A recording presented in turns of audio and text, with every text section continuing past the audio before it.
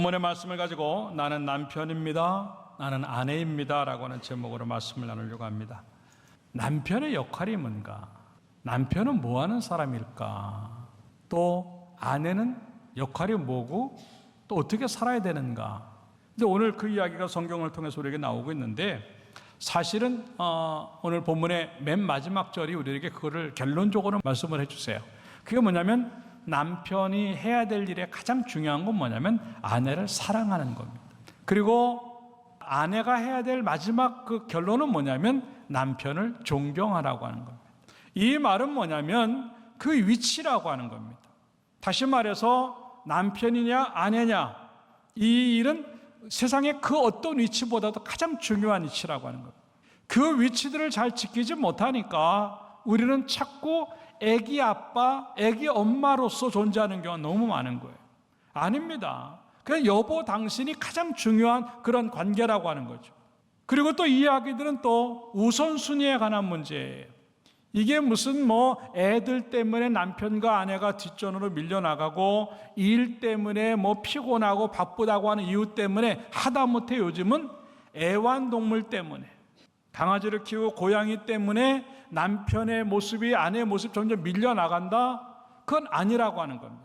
그렇게 사랑하는 아이가 있어도 그 아이보다는 남편이 우선이고 아내가 우선이라고 하는 것, 그걸 지금 말씀하시는 거예요. 근데 우리는 너무나 많이 이걸 놓치고 산다는 거죠.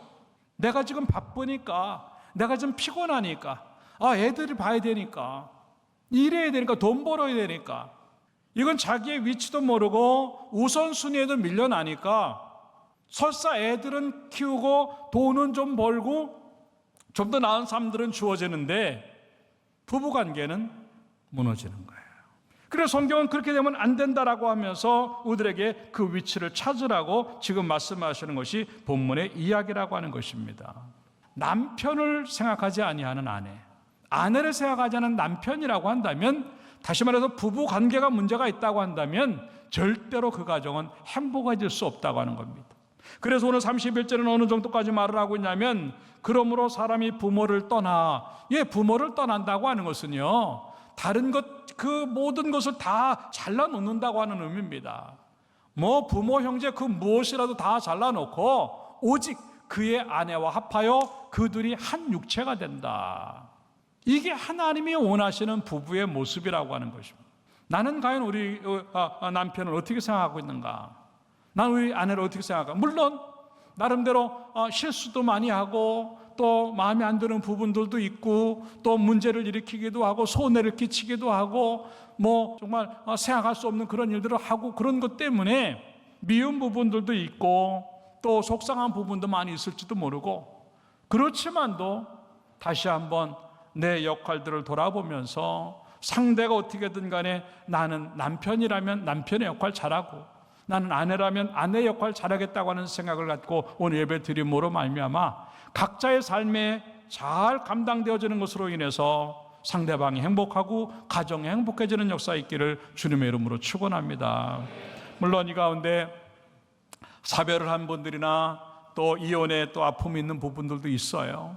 여러 가지 많은 상황들이 있지만도 그래도 가정의 상황은 일반적인 상황들을 또 중심으로 해서 말씀을 나누는 거니까, 혹시나 사별을 했다면 그동안 못한 것들을 부모나 자녀들에게, 형제들에게, 아니면 또다시 재혼의 어떤 상황이 주어질 때 더 잘할 수 있는 그런 모습이 만들었으면 좋겠고, 이혼의 아픔이 있다고 한다면 다시 한번 하나님의 어떤 기회를 주셨을 때 더 좋은 모양으로 그 가정들을 만들어 나갔으면 좋겠고, 그리고 비록 그런 사별이나 이혼은 한지 안 한다 할지라도 정서적으로, 감정적으로 이미 마음이 이제 또 이렇게 또 이혼한 것 같이 느껴지는 그런 가정들이 있다고 한다면 그런 모습들이 다시 회복되어져서 원래의 모습으로 돌아가 가장 좋은 모습들을 만들어내는 그런 모습들이 있기를 주님의 이름으로 축원합니다. 어떤 모습으로 할 때 그런 것들이 만들어지겠는가 하는 것들을 생각해 보면서 함께 은혜를 나누고자 첫째 따라 합시다. 더 친밀해져야 한다. 네.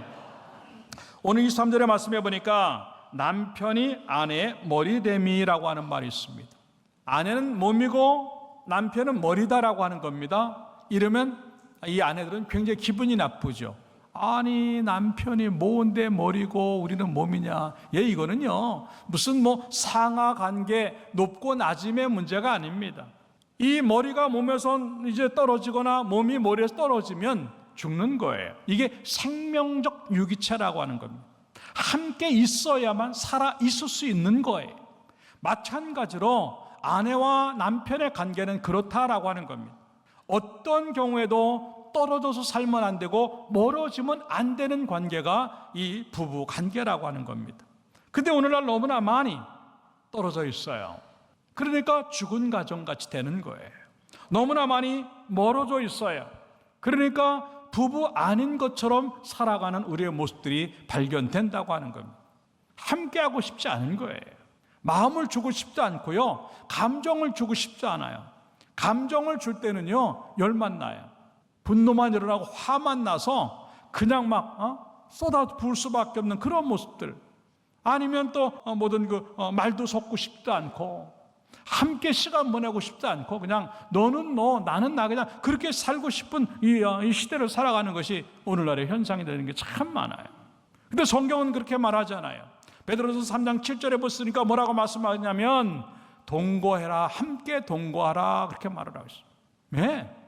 이 동거라고 하는 말은요 한 집에 사는 것은 물론이거니와 한 집에 살면서 모든 그 일이나 또 어떤 그런 그 대화나 어떤 인격이나 이런 것들이 하나가 되고 또 부부관계가 또 이렇게 또 하나가 되는 그런 모습들이 동거한다고 하는 뜻이에요.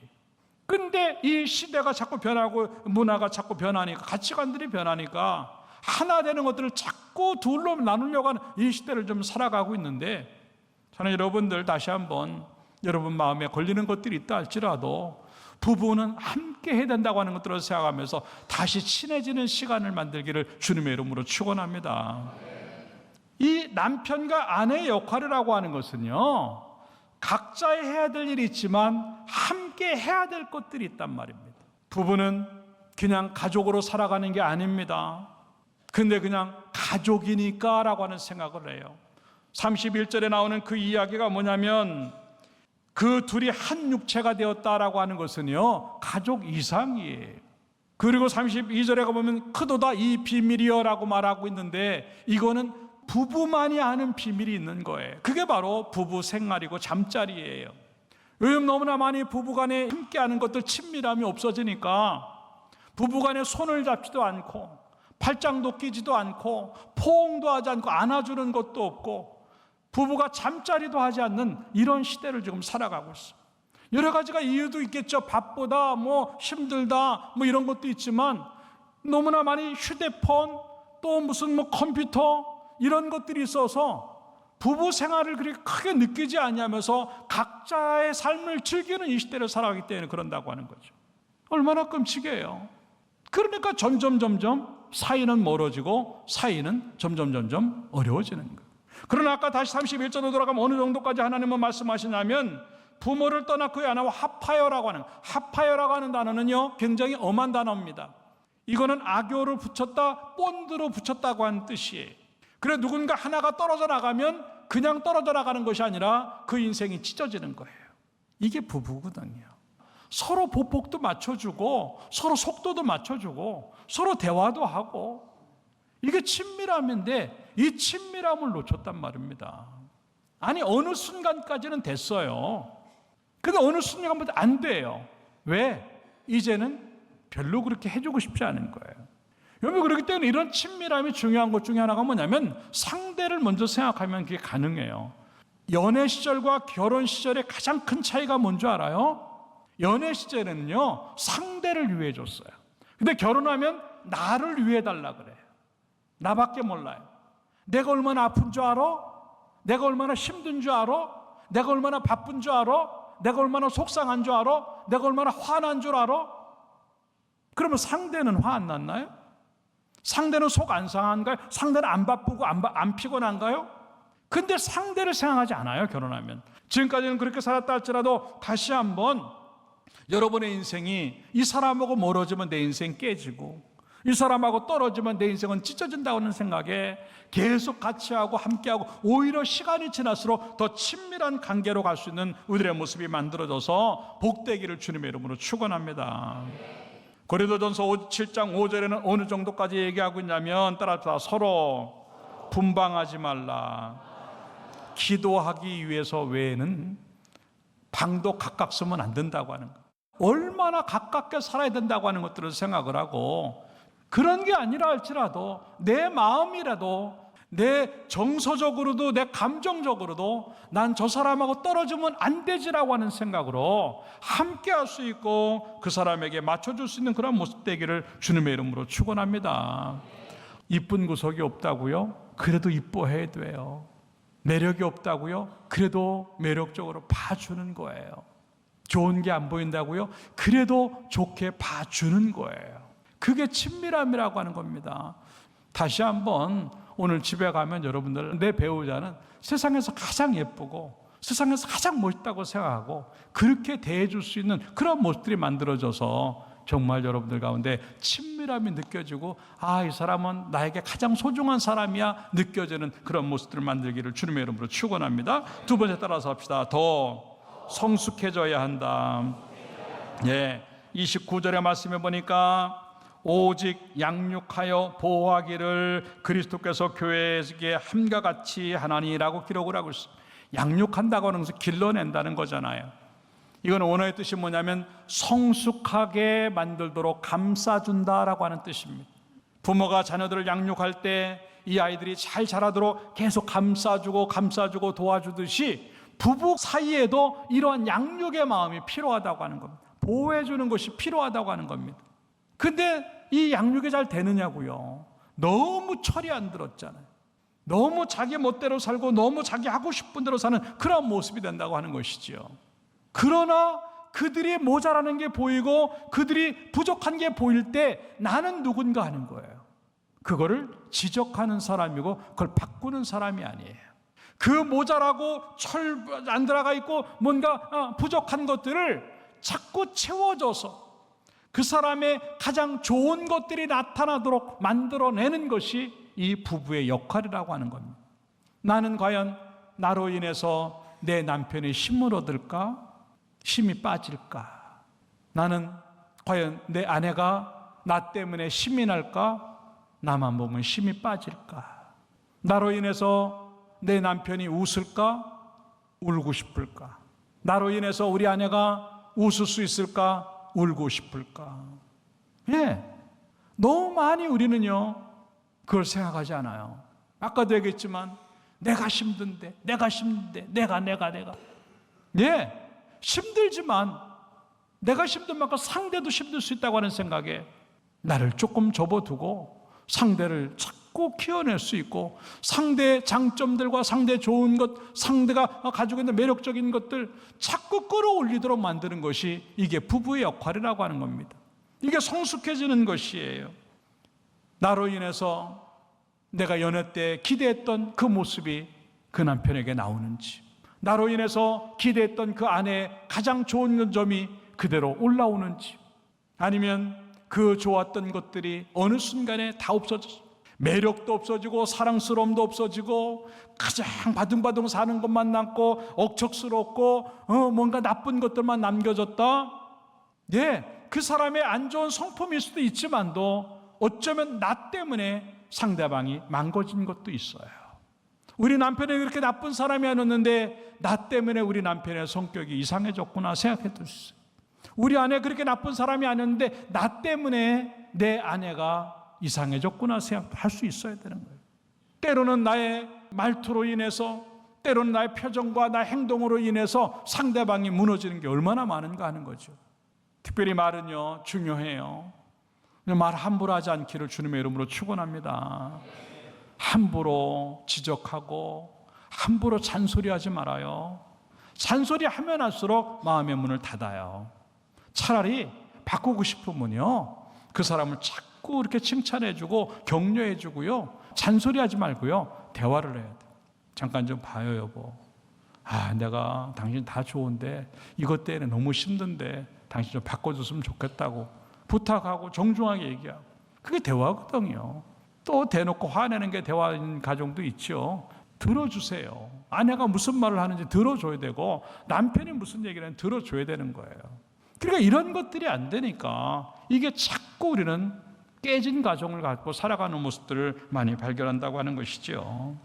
다시 한번 나로 인해서 남편이 더 좋아지고 나로 인해서 아내가 더 좋아지도록 만드는 것이 이게 하나님이 원하시는 것이고 성경이 말하는 양육하는 거라고 생각을 하고 자식들만 잘 양육하려고 하지 말고 내 상대방, 내 배우자를 더 잘 양육해서 가장 좋은 것을 가지고 함께 살아가는 여러분들의 모습이 만들어지기를 주님의 이름으로 축원합니다. 잠언 21장 9절에 그래서 뭐라고 말을 하고 있냐면 다투는 여인과 함께 큰 집에서 사는 것보다 움막에서 사는 것이 낫다 그랬어요. 집안에 계속 다툼이 일어나면요, 이거는 안 좋은 겁니다. 결국 그것들은 마음의 문을 닫게 되는 것이고요, 집 뛰쳐나가고 싶어요. 나 때문에 우리 아내가 집에 머물고 싶고 나 때문에 우리 남편이 집에 머물고 싶어 하는가, 아니면 별의별 건수를 다 만들어서 집에 늦게 들어오고 자꾸 집 바깥으로 나가려고 하는 상황인가. 그 사람이 나빠서가 아니라 내가 잘못함으로 인해서 그 일들이 만들어질 때가 얼마나 많은데요. 모두가 다 집으로 돌아갑시다. 그리고 집에 돌아가고 싶은 가정이 되기를 주님의 이름으로 축원합니다. 한두 번 싸우는 거 괜찮을 것 같지만도요, 절대 그렇지 않아요. 옛날에는 그래서 무슨 얘기까지 해요? 부부 싸움은 칼로 물베기라고요. 절대 그렇지 않아요. 부부 싸움은요, 칼로 진짜 물도 벨 수 있어요. 그 정도로 위험한 게 요즘의 부부 싸움이에요. 그러니까 갈라지고 이혼하는 거예요. 여러분도 서로 아까도 얘기했지만 성경은요, 남편을 존경하라 그랬어요. 아유, 목사님, 우리 남편을 몰라서 그래요. 존경할 구석이 하나도 없어요. 왜 없어요? 그리고 왜 결혼했어요? 있는데 나 때문에 못 줄 수 있는 거예요. 아내를 존중해 줘야 돼요. 아이고, 웬만해야죠. 무식하고 아무것도 몰라요. 그리고 왜 결혼했어요? 아니었잖아요. 나 때문에 그렇게 된 거예요. 나 때문에. 상대방의 문제가 아니라 나의 문제가 된 경우는. 그러니까 우리는 그거 생각하냐고 상대방을 비난하고 거꾸고 안 좋은 얘기만 하고 막 그냥 막 윽박지르고 막 그냥 강요하고 막 그러다 보니까 이 상대를 갖다가 누르는 것처럼 보이는데 자기도 같이 눌린다고 하는 생각은 안 하는 거예요. 상대를 깎아내고 상대를 낮추는 것처럼 생각했는데 내가 더 낮아진다고 하는 생각을 안 하는 거라. 그럼 다시 한번 우리 가운데 그런 성숙함이 주어져서 아내를 향해서 남편을 향해서 가장 좋은 것들이 나타나도록 돕고 함께하는 여러분들의 모습들이 만들어지기를 주님의 이름으로 축원합니다. 마지막 세 번 따라합시다. 더 헌신해야 한다. 예, 25절에 가서 보니까 이렇게 말합니다. 남편들아, 아내 사랑하기를 그리스도께서 교회를 사랑하시고 그 교회를 위하여 따라합시다. 자신을 주심같이 하라. 예? 예수 그리스도가 우리를 위해서 죽으실 때 모든 것들을 다 쏟아놓으셨어요. 남김없이 목숨까지도 다 쏟아놓으셨어요. 이게 부부의 모습이라고 하는 겁니다. 이런 헌신과 희생이 없어졌어요. 나는 그 사람의 일을 위해서 더 뭘 하고 싶지 않은 거예요. 할 만큼 했다고 하는 생각을 합니다. 내가 왜 그 사람을 위해서 헌신하고 희생을 해야 돼? 아이고, 아니지 라고 하는 그 상황 속에서 우리는 거기서 멈춰진 상황들이 얼마나 많은가 하는 거예요. 아니에요. 부부가 되었다고 하는 것, 그리고 내가 그 사람과 결혼을 했다고 하는 것은요, 상대방을 위해서 나는 헌신하고 희생하는 존재로 살아가야 된다는 거예요. 그런데 일방적인 희생을 강조하죠. 너만 잘하면 돼라고 하는 거예요. 너만 잘하면 돼. 우리 집엔 당신만 잘하면 돼. 당신만 정신 차리면 돼. 물론 그런 가정도 있어요. 그런 사람은 정신 차려야 돼. 그러나 아니에요. 같이 잘해야 되는 거예요. 같이 희생을 하고 같이 헌신하고 같이 아낌없이 자기를 줄 때 이게 아름다운 가정이 되고 아름다운 부부 관계가 된다고 하는 것을 보여주는 그러한 모습들이죠. 아까도 얘기했지만 돈 버는 것, 애들 잘 키우는 것, 성공하는 것 좋죠. 그러나 그것 때문에 누군가가 인생이 깨어진다고 한다면, 그것 때문에 부부관계가 문제가 생기고 가정이 깨어진다고 한다면 안 된다고 하는 것이죠. 물론 내가 희생하는 것 상대방이 알아줘야 돼요. 여러분들의 남편이 수고하는 것에 대해서 고맙다 그래야 돼요. 아이, 남편들 다 돈 벌지 당신만 돈 벌어? 그런 얘기하면 안 돼요. 직장 생활하는 거 얼마나 힘든데, 세상 사람들 다 직장 생활해. 당신만 그런다고 생색내지 마. 그러면 안 되는 거예요. 그냥 고맙다 그러면 돼요. 아내가 무슨 빨래를 하고 청소를 하고 밥상을 차려와도 다 하는 거 아니야? 여자면 다 하는 거 아니야? 아니에요. 못하는 사람들 많고 그렇게 생각하면 안 되는 거예요.